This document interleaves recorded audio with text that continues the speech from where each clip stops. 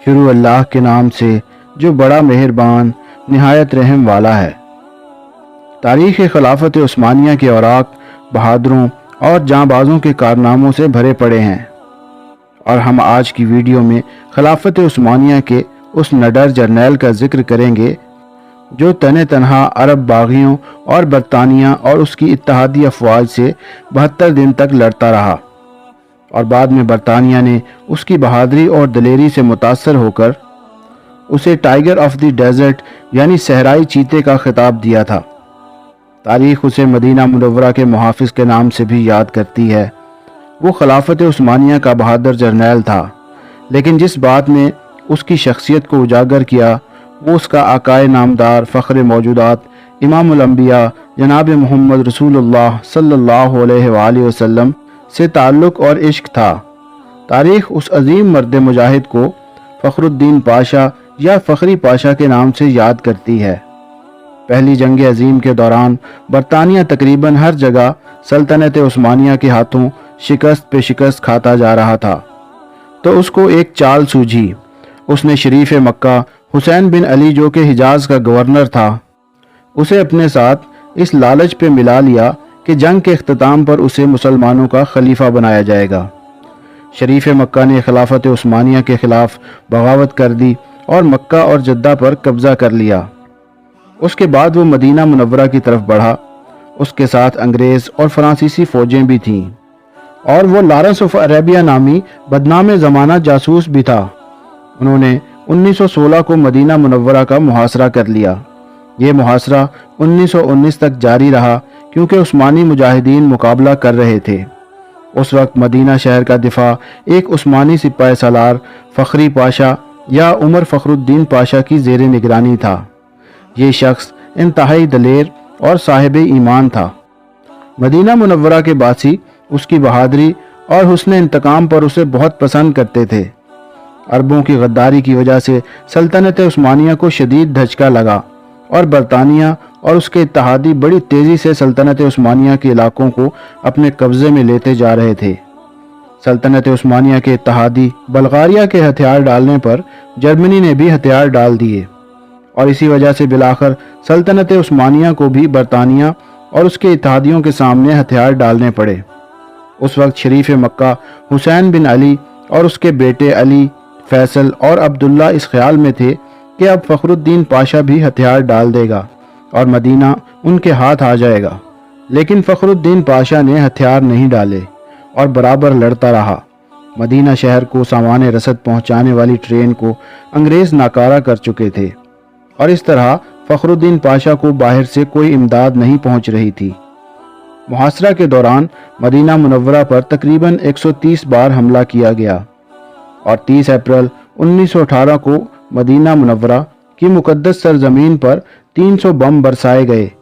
کھانے پینے کی چیزیں ختم ہو چکی تھیں، اور فخر الدین پاشا اور ان کی فوج مشکل سے گزارا کر رہی تھی، لیکن ہتھیار نہیں ڈال رہے تھے، اس لیے کہ ان کو خواب میں حضور اکرم صلی اللہ علیہ وآلہ وسلم نے حکم دیا تھا کہ ہتھیار نہیں ڈالنا۔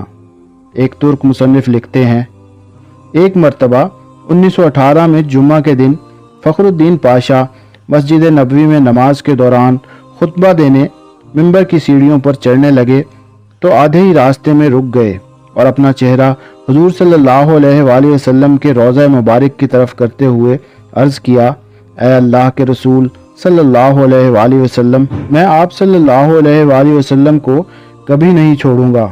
اس کے بعد اس نے نمازیوں اور مجاہدین سے ولولہ انگیز خطاب کیا، مسلمانوں، میں تم سے حضور صلی اللہ علیہ وآلہ وسلم کا نام لے کر جہاد کی اپیل کرتا ہوں، جو اس وقت میرے گواہ بھی ہیں۔ میں تمہیں یہ حکم دیتا ہوں کہ دشمن کی طاقت کی پرواہ نہ کرتے ہوئے حضور صلی اللہ علیہ وآلہ وسلم کے شہر کا آخری گولی تک دفاع کرو۔ اللہ تبارک و تعالی ہمارا حامی و ناصر ہو، اور حضور صلی اللہ علیہ وآلہ وسلم کی برکت ہمارے ساتھ ہو۔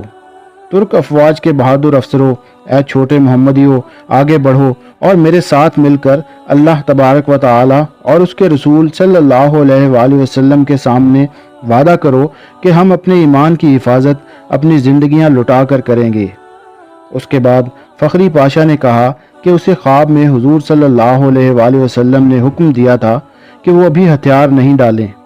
اگست 1918 میں جب اسے شریف مکہ کی طرف سے پیغام آیا کہ ہتھیار ڈال دو تو اس نے ان الفاظ میں جواب دیا: فخری پاشا کی طرف سے، جو عثمانی افواج کے سپاہ سالار اور سب سے مقدس شہر مدینہ کا محافظ اور حضور صلی اللہ علیہ وآلہ وسلم کا ادنا غلام ہے، اس اللہ تبارک و تعالیٰ کے نام سے جو ہر جگہ موجود ہے، کیا میں اس کے سامنے ہتھیار ڈالوں جس نے اسلام کی طاقت کو توڑا، مسلمانوں کے درمیان خون ریزی کی اور خود کو انگریز کے ماتحت کیا؟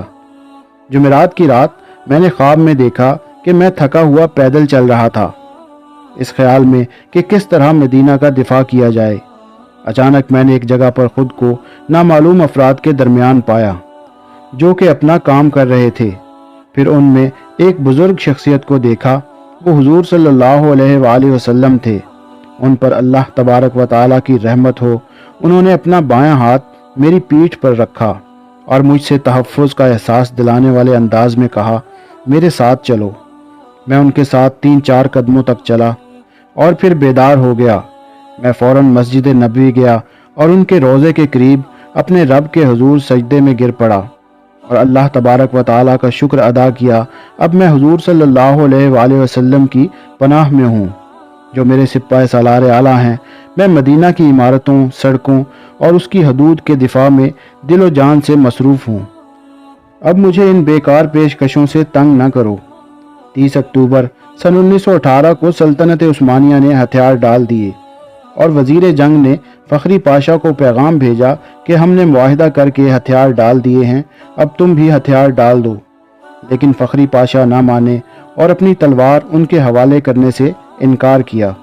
اس پر سلطنت عثمانیہ نے انہیں عہدے سے برطرف کر دیا، لیکن اس کے باوجود بھی وہ ڈٹے رہے اور اسی طرح لڑتے رہے۔ اسی طرح جنگ ختم ہونے کے باوجود یہ صحرائی چیتا، یہ عاشق رسول صلی اللہ علیہ وآلہ وسلم 72 دنوں تک اکیلے عرب باغیوں اور برطانیہ اور اس کے اتحادیوں سے لڑتے رہے اور اپنے چھوٹے سے دستے سے مدینہ کی حفاظت کرتے رہے۔ آخرکار ان کے اپنے ہی ساتھیوں نے تنگ آ کر خود ان کو پکڑ کر دشمنوں کے حوالے کر دیا۔ یوں 2 فروری 1919 کو شریف مکہ کے بیٹے علی اور عبداللہ شہر مدینہ میں داخل ہوئے اور 12 دن تک شہر نبی صلی اللہ علیہ وآلہ وسلم میں لوٹ مار کرتے رہے۔ تقریباً 4850 گھروں کو، جن کو فخر الدین پاشا نے تالے لگوائے تھے، انہیں توڑ کر لوٹ لے گئے۔ فخر الدین پاشا نے 2 سال مالٹا میں قید میں گزارے۔ 1921 کو رہائی ملنے کے بعد دوبارہ ترکی افواج میں شامل ہوئے اور یونان اور فرانسیسیوں کے خلاف جنگیں لڑیں۔ اس کے بعد وہ افغانستان میں ترکی کے سفیر رہے۔ 22 نومبر سن 1948 کو دل کا دورہ پڑا اور اپنے خالق حقیقی سے جا ملے۔ ان کی خواہش کے مطابق انہیں استنبول میں دفن کیا گیا۔ اللہ تبارک و تعالی آپ کی قبر کو نور سے بھر دے، آمین ثم آمین یا رب العالمین۔ دوستو، ویڈیو پسند آئے تو ویڈیو کو لائک کیجئے اور ہمارے چینل اردو کائنات کو سبسکرائب کیجئے۔ شکریہ۔